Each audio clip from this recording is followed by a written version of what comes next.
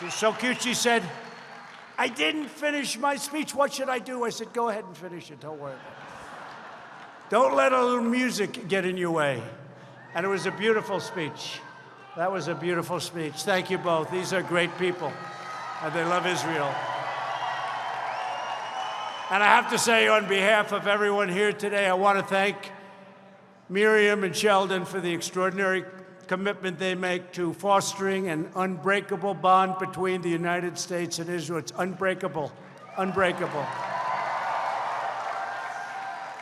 Each of you in this room tonight is a national treasure. Just remember that, too.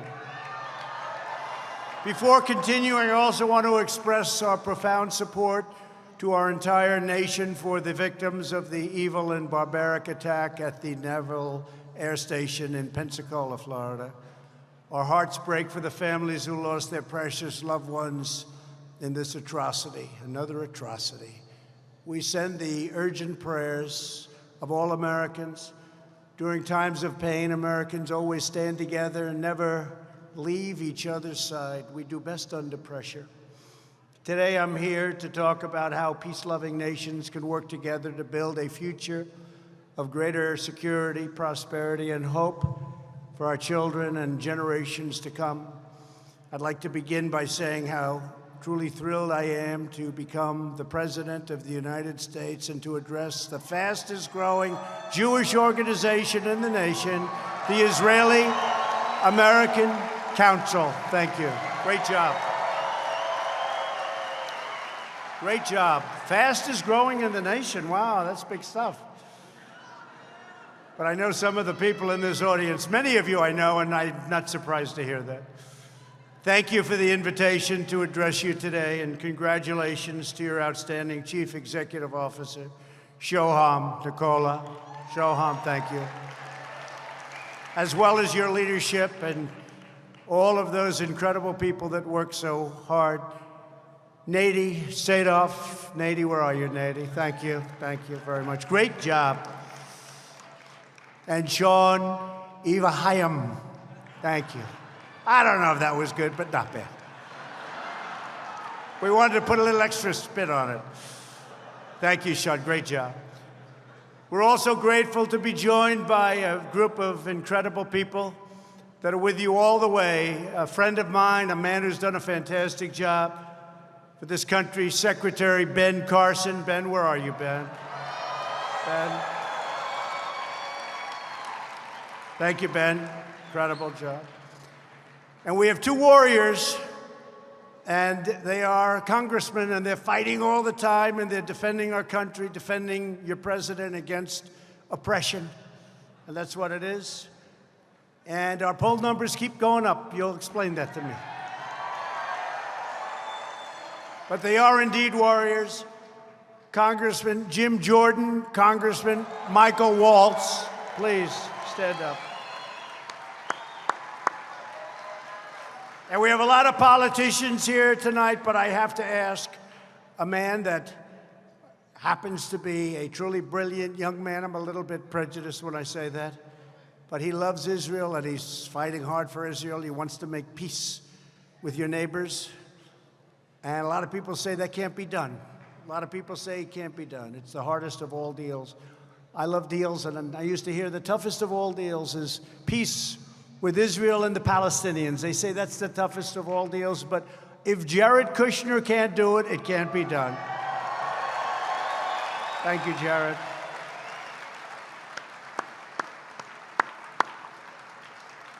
Thank you, Jared. Incredible job he's doing. He wants to see that, and he loves Israel, that I can tell you. We're delighted to have with us President Juan Orlando Hernandez of Honduras and the First Lady of Honduras. And I have to tell you, thank you, sir, that President Hernandez is working with the United States very closely. You know what's going on our southern border, and we're winning after years and years of losing. We're stopping drugs at a level that has never happened. Unfortunately, the drugs become worse. They become bigger quantities. You have no idea what's happening. They're being smuggled in from all parts of the world. But we've never had anything like it, and we're building a wall. Now we're up to almost 100 miles. And we're getting a lot of support, not only from Honduras, but from Guatemala, from El Salvador. We're getting tremendous support from Mexico. Mexico's got some difficult problems, as you know, but they are really helping us. And the president of Mexico has become a friend of mine, and he's working hard. Right now, we have 27,000 Mexican soldiers on our southern border telling people you can't come in. You know that, right? That's a good job they're doing. So thank you. And thank you, Mr. President, Madam. Thank you very much for coming. Let me also extend my deep appreciation to Israel's ambassador to the United States, a great gentleman and a friend of mine, Ron Dermer. Ron Dermer. Ron, thank you. Known you a long time, Ron, haven't I? Long before this. Thanks as well to Florida Chief Financial Officer, Jimmy Patronis. Thank you, Jimmy. Thank you, Jimmy. Thank you. Great job. Florida, wow, got a good fan club. Florida Senate President Bill Galvano. Thank you, Bill. Majority Leader of the Florida House, Dane Eagle. Thank you, Dane. And Chairman of the Florida Republican Party, Joe Gruters. Thank you, Joe. Great job. How are we doing, Joe? I think we're doing pretty well, Joe, right? Tells me we're leading every poll. We're doing better than we did on election night, but you know what? We'll take election night. It was just fine. Somebody said we're way ahead. I said, let's just win by one vote. That's okay, too. Now we're way ahead. We're doing good. We're all doing good together. I also want to recognize Israeli Shalva Band for their amazing performance tonight. You're going to hear them again in a couple of minutes. I want to thank you very much. That was a great performance. Millions of people watched their terrific appearance at Eurovision earlier this year. They were incredible, and they are an inspiration to the entire world, and thank you very much. They're going to be back. They're going to be back. This is truly an extraordinary time for America. Our economy is booming like never before, and our people are thriving. You saw what happened yesterday. It was announced that 266,000 jobs were added in November. And that shattered all expectations. They were thinking about 70,000. They were thinking about 90,000, which isn't so bad. 266,000. Plus, they corrected previous months, and you could add that to it. Plus, we created 50,000 manufacturing jobs. Remember the previous administration? You need a magic wand. Well, we're doing great with manufacturing. We're bringing manufacturing back. If you don't have manufacturing, what do you have? Not a lot of good things.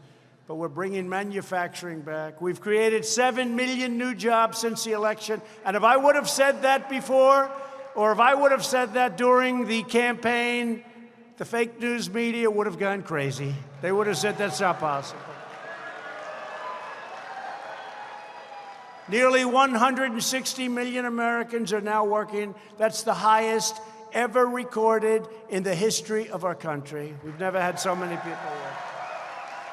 Unemployment has reached the lowest level in half a century. America is winning again. America is respected again. America is winning and respected, frankly, like never before. It's happened. Now it's truly my honor to be here this evening to celebrate our progress, to deepen the incredible partnership between the United States and Israel. And it suffered very gravely in the last administration. I don't know if you know that. So many of you voted for people in the last administration. Someday you'll have to explain that to me, because I don't think they liked Israel too much. I'm sorry. I don't think they liked Israel too much. After 8 long years in which our alliance was undermined and neglected, I am happy to report that the United States-Israeli relationship is stronger now than ever before. America and Israel are woven together by history, heritage, and the hearts of our people. We share a love of freedom, democracy, religious liberty, the rule of law, and national sovereignty, and we share that. The story of Israel is a tale of triumph in the face of centuries of oppression and persecution. The Jewish people endured, persevered, and flourished beyond measure, building a thriving, proud, beautiful, and mighty nation in the Holy Land. The friendship between our countries is essential to achieving a more safe, just, and peaceful world. That is why every single day since I took the oath of office, I have stood firmly, strongly, and proudly with the people of Israel. You know that. The Jewish state has never had a better friend in the White House than your president, Donald J. Trump. That I can tell you. For over 20 years, every previous president promised to move the U.S. Embassy to Jerusalem, and they never acted, they never did it, they never had any intention of doing it, in my opinion. But unlike other politicians, I kept my promises. 2 years ago this week, I officially recognized Israel's true and eternal capital, and we opened the American Embassy in Jerusalem, finally.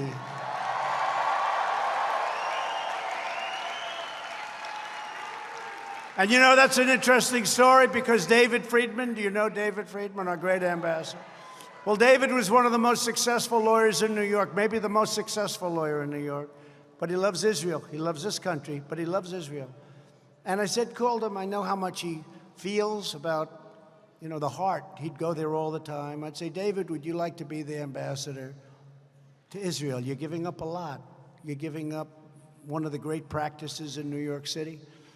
Would you like it? It took him about 2 seconds to say, yes, that's what I want to do.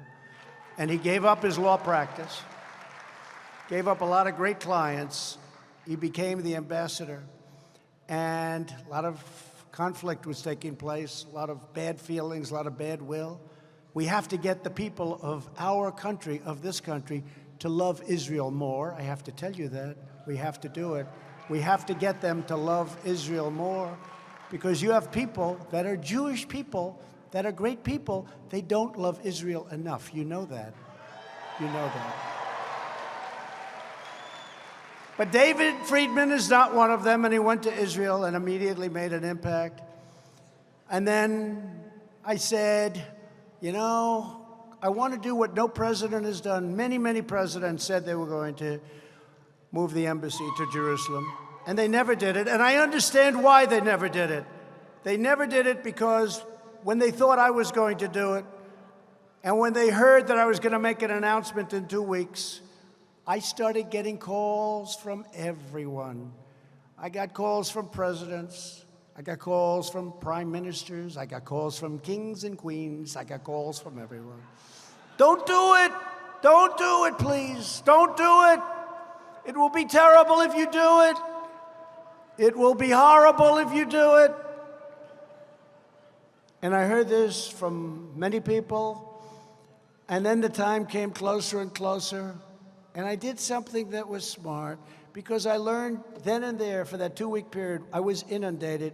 I learned why other presidents, in all fairness to them, why they made the campaign promise, but why they never got it off.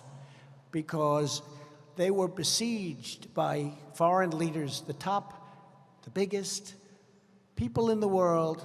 Call them. You wouldn't believe how many. Some countries you never even heard of were calling. I said, what's that country all about? And about a week and a half out, I said, listen, tell these people I'm going to call them back. I'm so busy.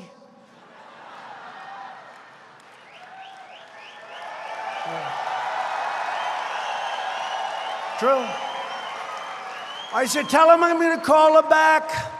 I'll get to them as soon as I can. And 1 week went by, and then 3 days went by, and then I made the announcement at the White House that we're moving the embassy to Jerusalem, and that Jerusalem will be the capital of Israel. Finally, somebody said it, right?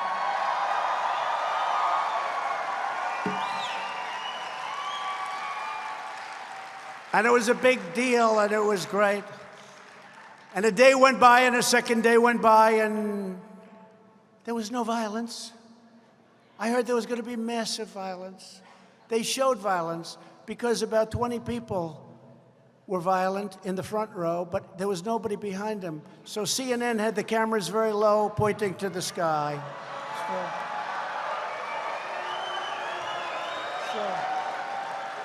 They said massive crowds have gathered. Massive crowds. And I looked, I said, that's a strange angle. I've never seen that angle. It was like you had a cameraman sitting on the floor pointing up. But every once in a while you say, there's nobody behind the people in the front row. What's going on? And it was a con. It was fake news as usual. So these days went by, and then I made the phone calls, and I'd call up the kings, and I'd call up the queens, and I'd call up everybody, the presidents, the prime ministers. I'd say, hi, I'm sorry, I couldn't get back to you quickly, but what's up?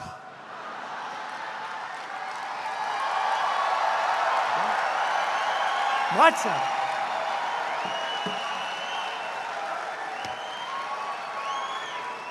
And they said,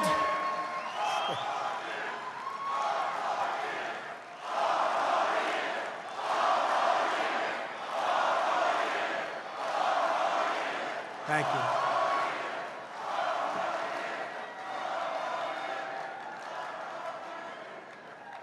Well, I learned all these tricks from Sheldon, so, you know.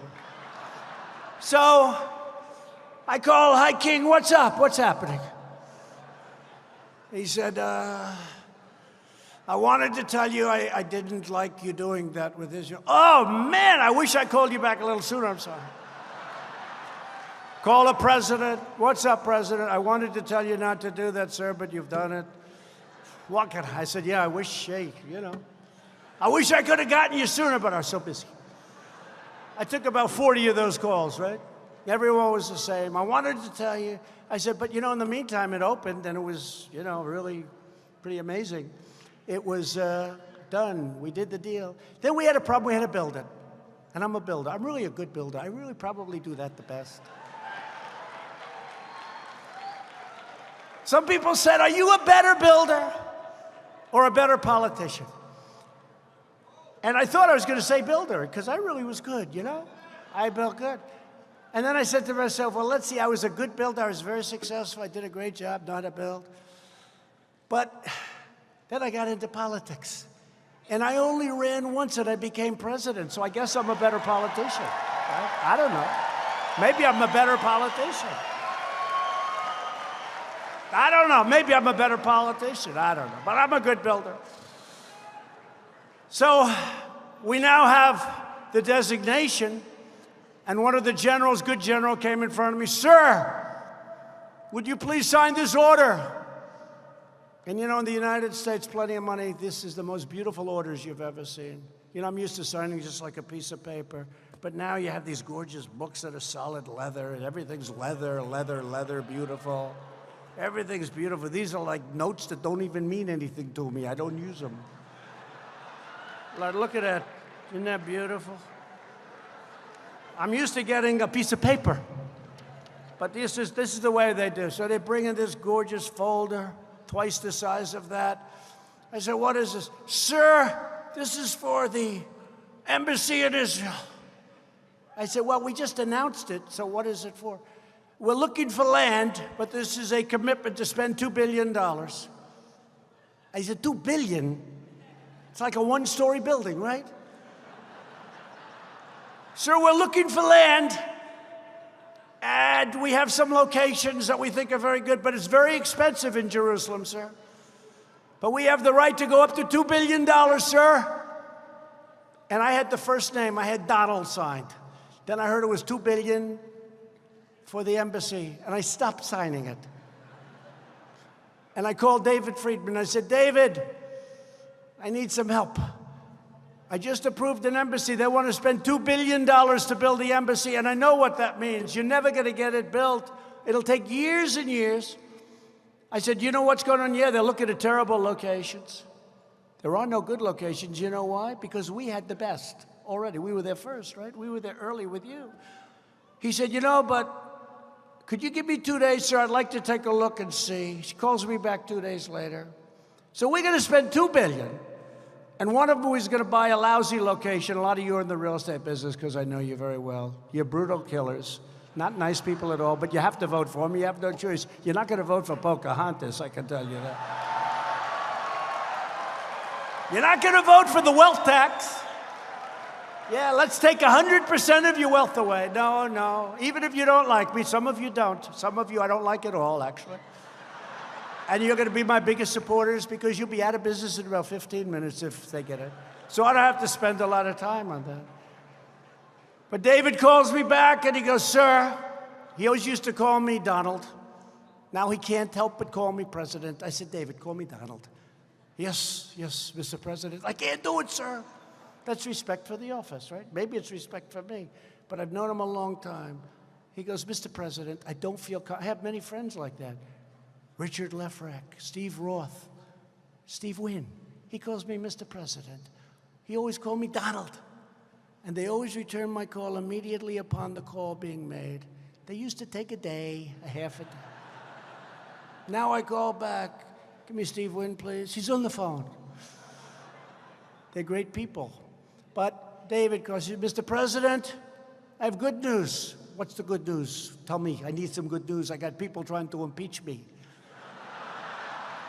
Don't forget, this has been going on for 3 years. This is before, I think maybe before I started coming down on the escalator with that beautiful First Lady. Is she an incredible First Lady? Think of it, I'm coming down the escalator, and people behind my back are trying to do a subversion of government. Think of that. That's what it's about. And we have, by the way, before, Jim Jordan, please stand up. Michael Waltz, please stand up, Congressman. Michael, Jim, warriors. I don't know if you have any other warriors in here, Congressman, but they are warriors. Support them. Support them. Support them. So the ambassador calls up, Ambassador Friedman, goes, sir, I have good news. What? By this time, you know, it's 2 days, so I'm thinking, I'm on to the next subject. Deal makers know what I'm talking. I'm like already on to the next. What? He said, you know, you asked me to check on the embassy in Jerusalem. Well, we already own a site that's much better than any site that's ever going to be bought. It's bigger, better, has better views. It's the best site in Jerusalem. And we can have setbacks, everything else. He said, I have more good news, sir. There's already a building on it. And we can take that building and renovate it. I said, no kidding. That sounds good to me. I love renovation because if you're smart, renovation costs you much less. If you're stupid, it costs you much more. You ever hear these guys, oh, it's more expensive to renovate a building. How do you figure that? You have a frame. You have the walls on the exterior built. I mean, how does it cost you more? If you're stupid, it costs you more. But David's smart, so he calls me. So they were going to do $2 billion, right? So David calls. We have the biggest site, the best site. It's already there. It's a building. It's mostly not occupied. And sir, we could redo it, I think, for $200,000. And it's the first time in my life I've ever said this. I said, David, that's too cheap. It doesn't even sound good. You got to go more. Usually I'm trying to cut price. But for $200,000, I said, what the hell kind of, hey, David, make it like $500,000. We'll do it for $500,000. And then I have a friend, Ron Barron, nice guy. You know Ron Barron, wealthy guy. He's in a beautiful building, and his office has a wall opposite the elevators going into his 40th story, 50th story of this office building. Very successful guy.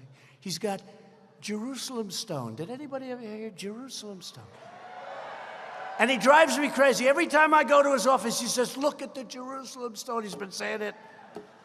I said, Ron, you've told me that 10 times. But I've heard Jerusalem stone for 10, 15 years, right? Look at it, Donald. I'm getting off the elevator. I said, Ron, I've seen a lot of stuff. But this is Jerusalem. It comes from Jerusalem. So I say to David, David, let me ask you a question. Jerusalem stone. Let's do the whole damn building in Jerusalem stone. You got so much Jerusalem stone? I said, is it available, David? He said, we have so much, we don't know what the hell to do with it.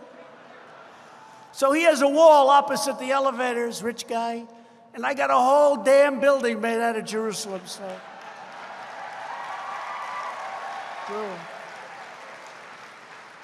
So the end of the story is this. I say, David, let's go. He calls me up in 3 months. He said, sir, the building's just about done. I said, good, how much? Less than 500,000. It's all Jerusalem stone. We have an opening. Now, but think of this, right? So we're going to spend $2 billion. It wouldn't be built, Sheldon, for 10 years, 50, don't forget, at some point, whether it's 5 years from now, 9 years from now, 13 years from now, I'm doing this to drive the media crazy. Because a lot of them say, you know he's not leaving, don't you?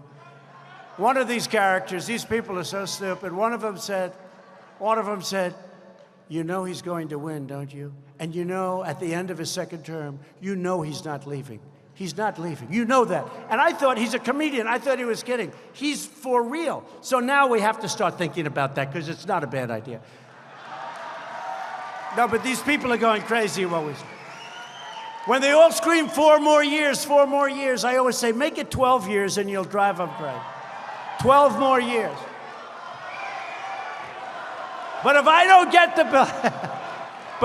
get the building built, it's never going to get built, because you're going to have some guy like Obama or Crooked Hillary.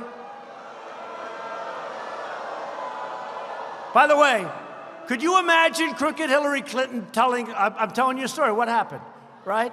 We're going to spend billions to build this embassy, and we built it for less than $500,000 in a better location that we already own. We were there a long time ago, had it a long time. Could you imagine her saying, let's see if we can build it for $493,000 instead of $2 billion? Okay. Number one, it would have never been designated. It wouldn't have happened. So she wouldn't have to worry about building it, because it would have never happened. But I am honored to say that we went there, we cut the ribbon, the building is totally gorgeous. Maybe someday you'll build a new one. I wouldn't advise it. I'd say fix it up and do a job. But you've got a beautiful embassy. It's in Jerusalem, and you have something that you've always wanted. It was a great, great day. And to support Israel's security, I've also recognized Israeli sovereignty over the Golan Heights. And that was another thing that was going to take, every president said that also, not with the same aptitude and not with the same strength of what they were saying about Jerusalem and the capital, but they were all talking about Golan Heights. It's been worked on for exactly 52 years. People would have summits over the Golan Heights. They'd fly in, they'd stay for 2 days, they'd negotiate, leaders of countries. For 52 years they'd do this. They'd have summits every 2-3 years, talk about the Golan Heights. I said to David, tell me about the Golan Heights in 30 seconds or less. He said, it's high, it's important, it's sovereign, it's security. I said, what do you think, David? He said, I think you could do it. I can't believe you're even asking me this question. Where did you come up with this idea? I said, I've been hearing about it for years. 52 years, and I get bing, and we did it. It was done. It was done.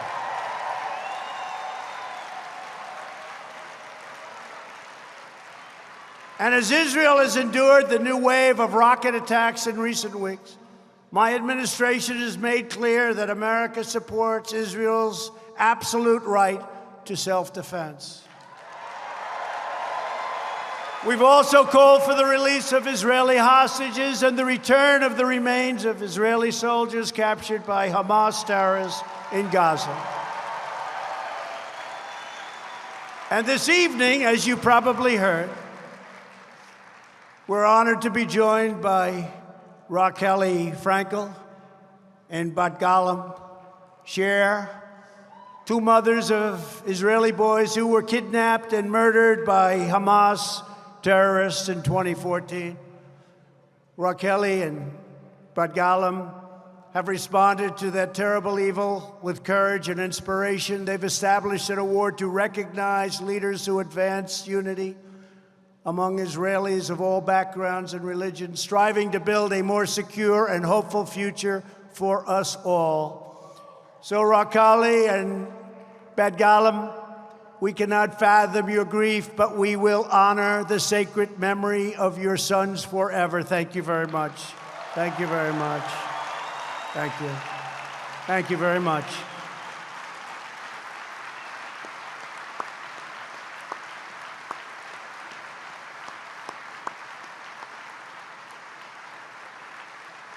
Thank you very much.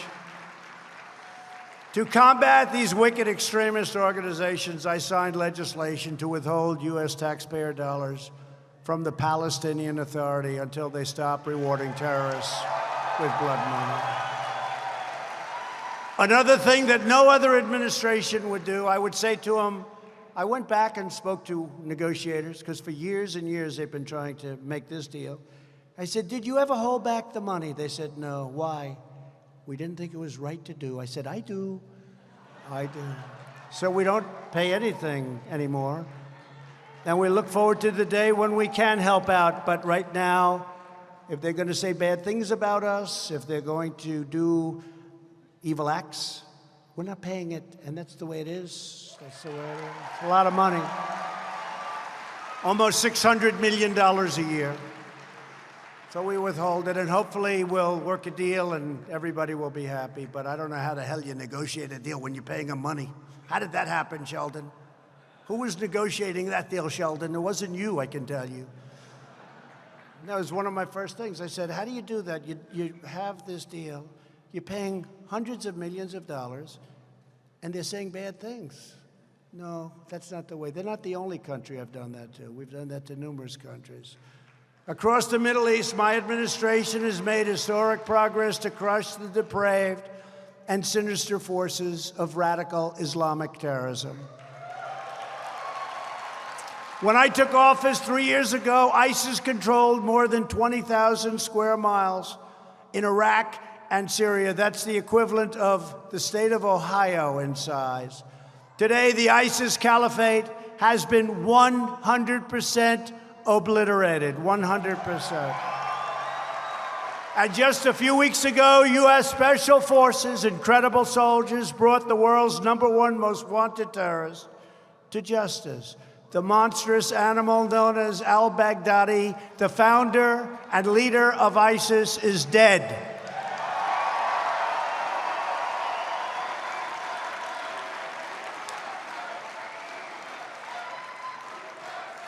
Never again will this savage killer hurt another man, woman, or child. You saw the men in the orange jumpsuits with somebody behind them, a savage with a knife, and they chopped off the head. That was al-Baghdadi.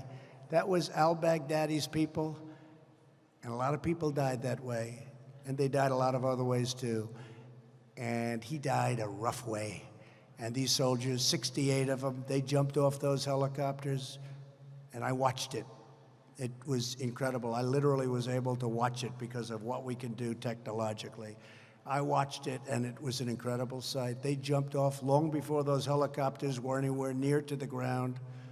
Michael would understand that very much because he was a great soldier. But they jumped off those helicopters,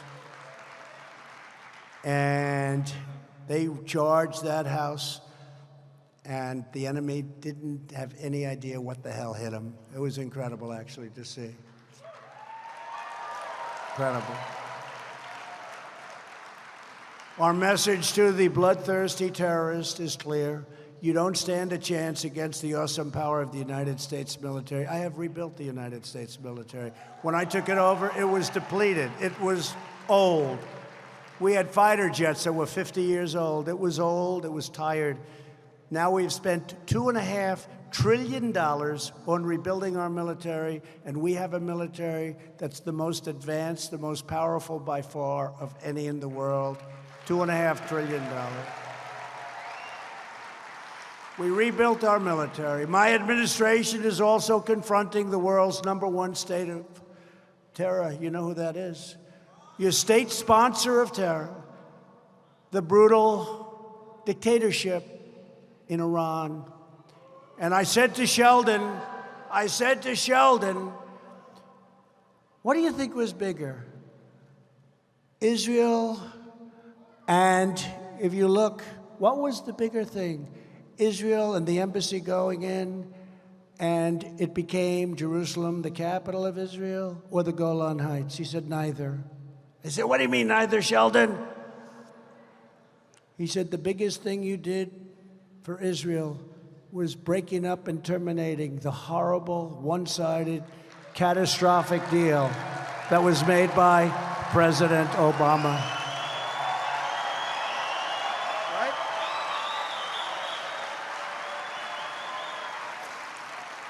I said, I never thought of it that way, Sheldon, but I agree with you. If you want to know the truth, I agree with you. We paid $150 billion to Iran, $1.8 billion in cash. We got nothing.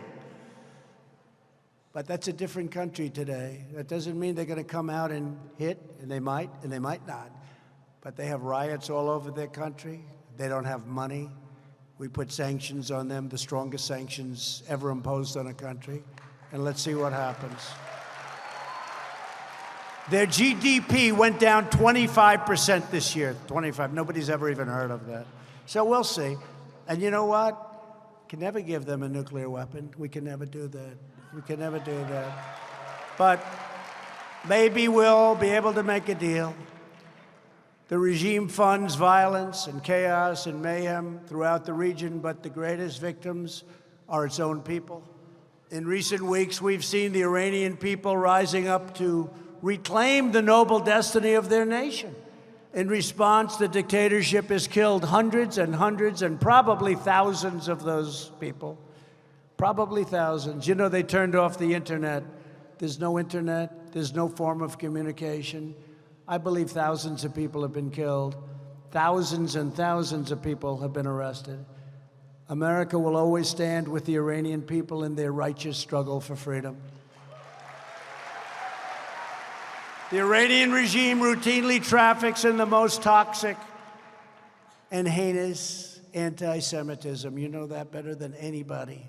Last year, the country's supreme leader, as they call him, said Israel is a malignant, cancerous tumor that has to be removed and eradicated from the face of the earth.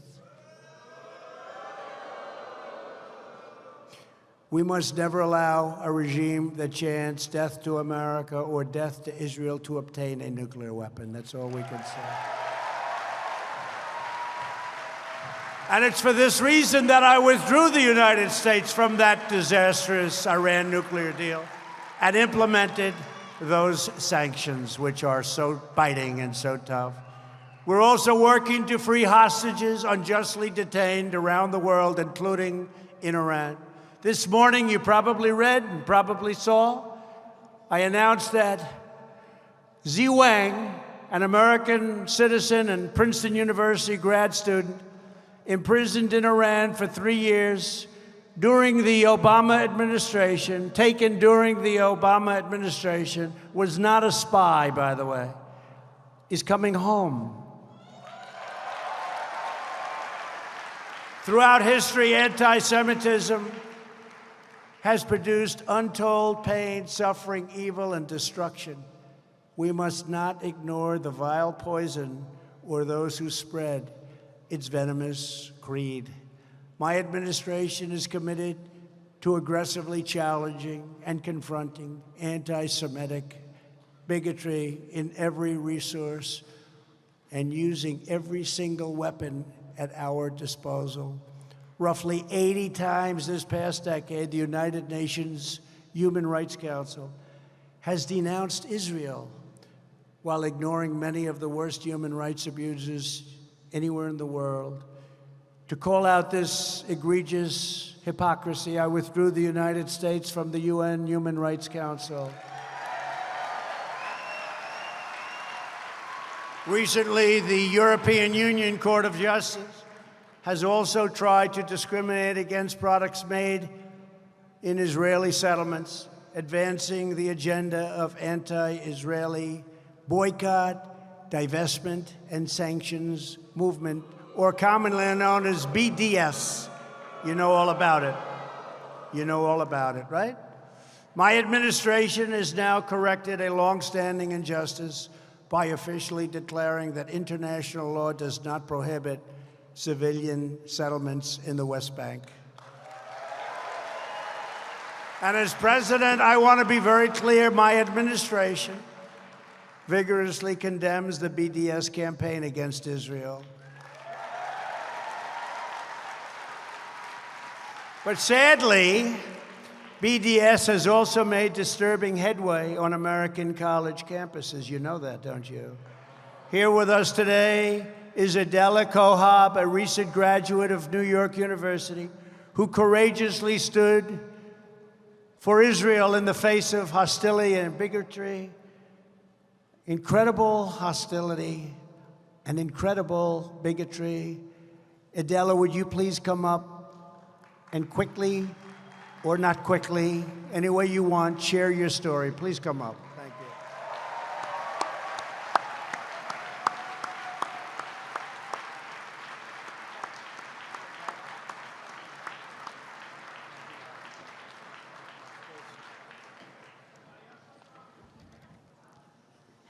Thank you. My name is Adela Cojab, and 6 months ago, I took legal action against NYU, only 2 weeks before graduation.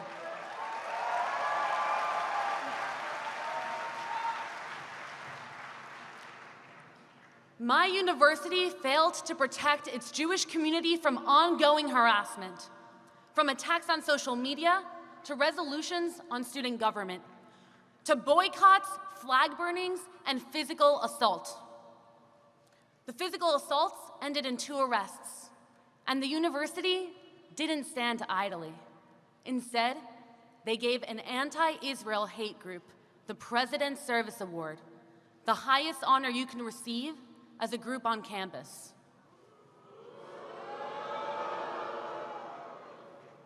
I was notified my case was accepted by the Department of Education, and an investigation has been launched against NYU for failure to protect its community.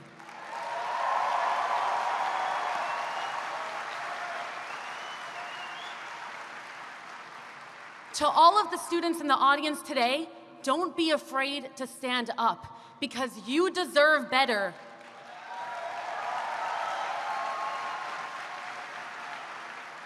And as an immigrant myself from Mexico City, I am extremely thankful to live in a country where the Office of Civil Rights takes the concerns of Jewish students seriously.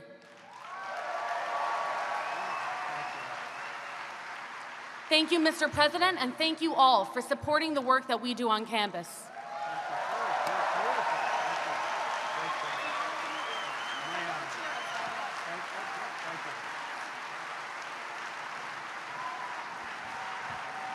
Thank you, Adela. Thank you very much, Adela. Shockingly, a number of far-left members of Congress have also recently joined the international effort to bully, attack, and denigrate Israel. And it's incredible what's been happening with your Congress. 10 years ago, it was unthinkable. 6 years ago, it was pretty unthinkable. And now to see what's going on and to watch Nancy Pelosi and these people be pushed around is unbelievable. Earlier this year, a number of prominent Democrat lawmakers sponsored legislation to support the BDS movement. You know that, right? Outrageously, the resolution compared boycotting Israel to boycotting Nazi Germany, a grave insult to the memory of the 6 million Jews who were murdered in the Holocaust. You remember that, don't you, where this was just put before Congress. This is different than what it was. This couldn't have happened 10 years ago. Couldn't have happened 20 years ago. It would have been impossible. 10 years ago it would have been impossible. You've got to be very careful. Make no mistake. Radical lawmakers who support the BDS movement are advancing anti-Israel and anti-Semitic propaganda, and Americans will not stand for it. We're not going to stand for it. We've also seen far-left members of Congress proliferate dangerous anti-Semitic rhetoric. You've seen it. It's rhetorically and morally unacceptable. One lawmaker even wrote that Israel has hypnotized the world and said support for Israel is all about the Benjamins. You heard that? And I'll be honest, that's one of the nicer statements. Far worse, she said far worse than that, and so did others in Congress. My administration strongly opposes this despicable rhetoric, and as long as you're, and I am standing before you, as long as I'm your president, it makes no difference. It's not happening, okay? It stops at my desk. I said in my State of the Union address last year, with one voice, we must confront this hatred anywhere and everywhere that it occurs. We're grateful to be joined tonight by our new special envoy to monitor and combat anti-Semitism, Elan Carr. Elan, please come up and say a few words. Elan, please.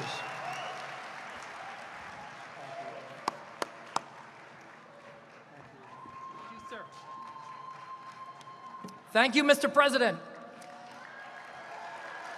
And thank you for making the fight against anti-Semitism what you always call the vile poison of anti-Semitism. That's exactly what it is. Thank you for making this fight a top priority for our country.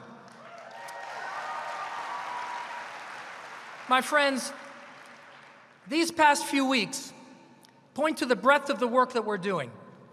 I recently returned from Germany, where I met with leading law enforcement and justice officials from 7 separate German states to coordinate our efforts to prosecute and punish anti-Semitic hate crimes. In that same trip, I was in London, and I addressed an audience in the British Parliament about rising anti-Semitism in that country. And then in Paris. In Paris, we worked together with parliamentarians to advance a bill to adopt the formal International Holocaust Remembrance Alliance definition of anti-Semitism, and I want to thank the French National Assembly for passing that by a 2/3 margin. And during those same weeks, I was on interagency phone calls and conferences with Washington to address the appalling anti-Semitism rising on college campuses, as we just heard, across America and across the world. These are only the most recent examples of the multi-front battle we're waging. At the President's direction, we are simultaneously confronting far-right ethnic supremacy, radical left Israel hatred, and militant Islam.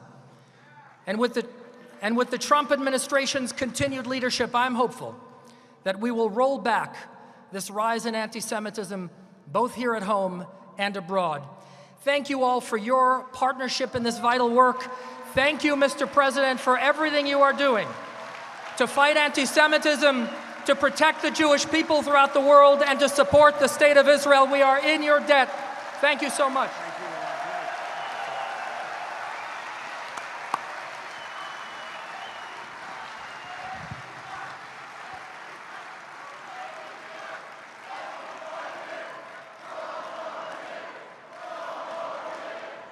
Thank you very much.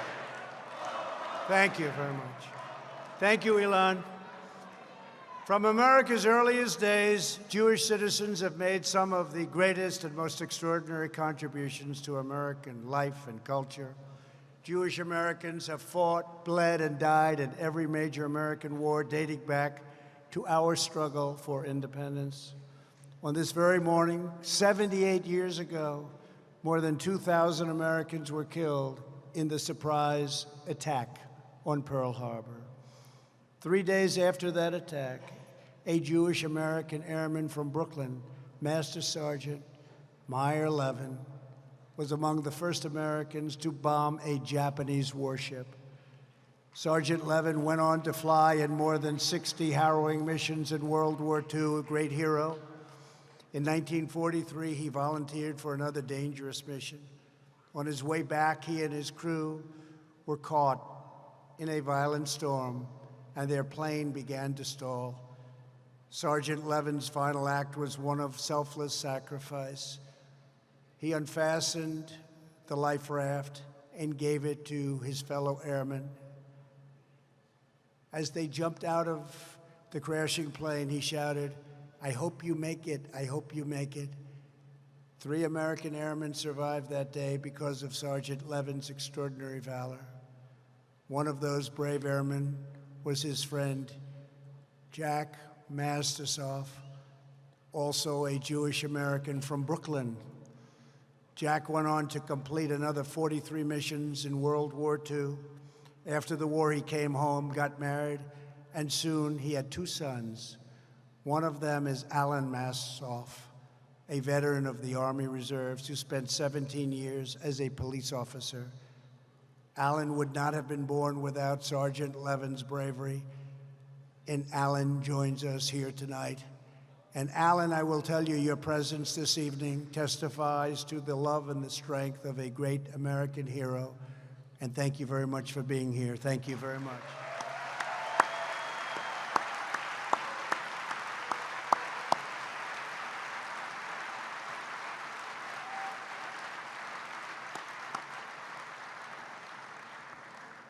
Thank you, Alan. In every generation, Jewish American patriots have strengthened, sustained, uplifted, and inspired our nation.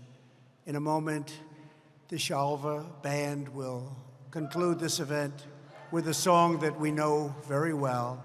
Before they do, I want to tell the famous story behind it.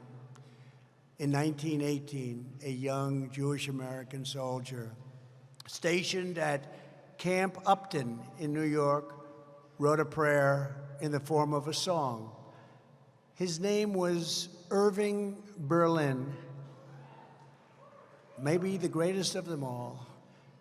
And he held that song close to his heart for more than 20 years. He did not release the song until 1938, as the world learned of Hitler's evil atrocities against the Jewish people. On November 10th of that year, his song broadcast through the radio and into the homes all across the country. Millions and millions of people were inspired. It was the first time Americans heard Irving Berlin's timeless hymn, God Bless America.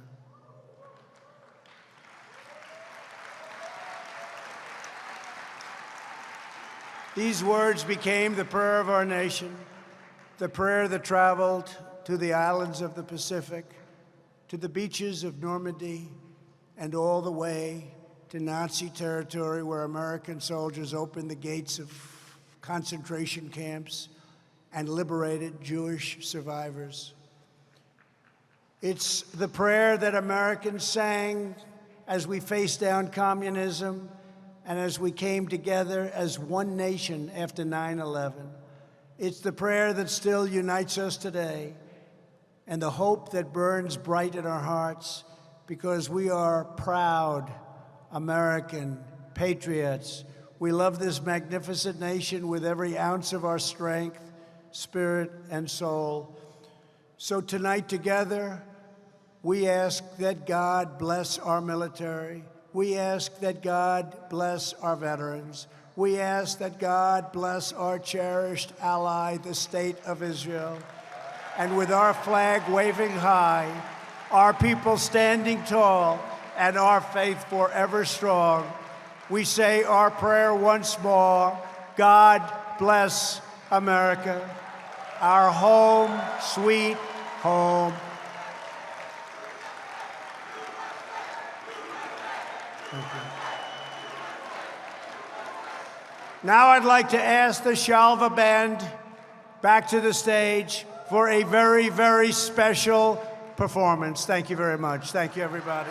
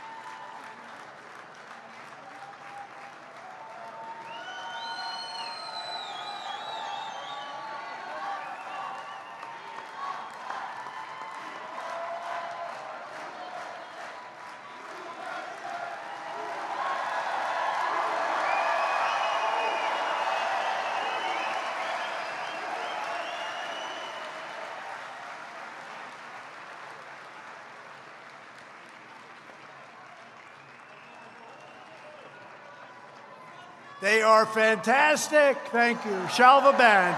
Thank you. Fantastic. So it's been a great honor to be with you tonight. God bless Israel. God bless America. Thank you very much. Thank you. Thank you.